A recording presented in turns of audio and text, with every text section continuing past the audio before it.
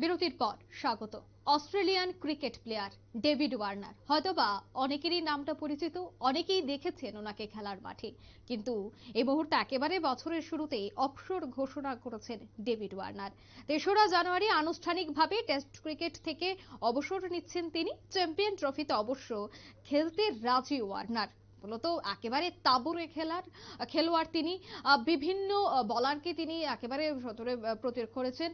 সে বিষয়ে কিন্তু এই মুহূর্তে একেবারে বছরের শুরুতে অবসর গ্রহণ করতে চলেছেন ডেভিড ওয়ার্নার। সে বিষয় নিয়ে আমি বিস্তারিত জানবো। টেলিফোন লাইনে রয়েছে ক্রীড়া সাংবাদিক বিপ্লব চন্দ্র।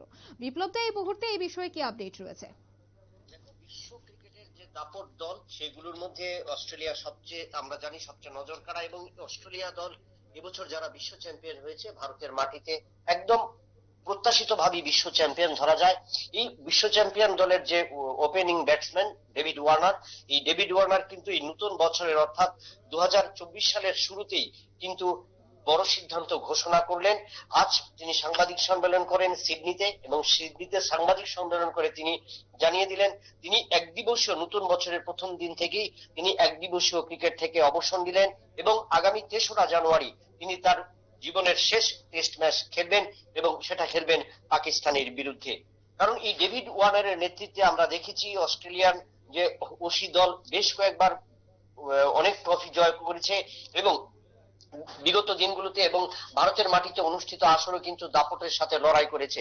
তবে সেক্ষেত্রে ডেভিড ওয়ার্নারের যে ওপেনিং ব্যাটসম্যানের যে কৃতিত্ব সেটা কিন্তু অনস্বীকার্য, এবং এই কৃতিত্ব ব্যাটসম্যান কিন্তু অস্ট্রেলিয়ান টিমটাকে একদম পরিসংখ্যান ভাবে বলা যায় যে সুশৃঙ্খল ভাবে কিন্তু এগিয়ে নিয়ে গেছেন। তবে তার এই ক্রিকেট জীবনের কেরিয়ার যদি আমরা দেখি, সেক্ষেত্রে তার ক্রিকেট জীবনের কেরিয়ার শুরু হয়েছিল 2009 সালের 18ই জানুয়ারি, এবং সেটা হয়েছিল শ্রীলঙ্কার বিরুদ্ধে প্রথম টেস্ট একদিবসীয় লড়াই দিয়ে।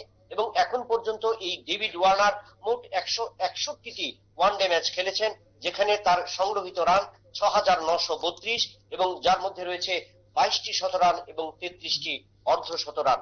তবে আগামী 3রা জানুয়ারি যে পাকিস্তানের বিরুদ্ধে শেষ টেস্ট ম্যাচ খেলবেন, সেই টেস্ট ম্যাচেও কিন্তু একটা রেকর্ড করতে পারেন।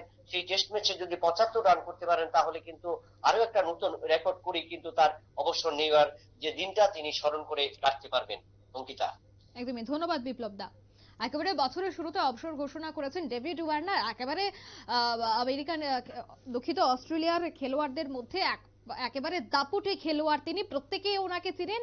কিন্তু এই মুহূর্তে খবর যে তিনি 3রা জানুয়ারি আনুষ্ঠানিকভাবে টেস্ট ক্রিকেট থেকে অবসর নিচ্ছেন। নিয়ে নিচ্ছে ছোট্ট একটি বিজ্ঞাপন বিরতি, সাথে থাকুন।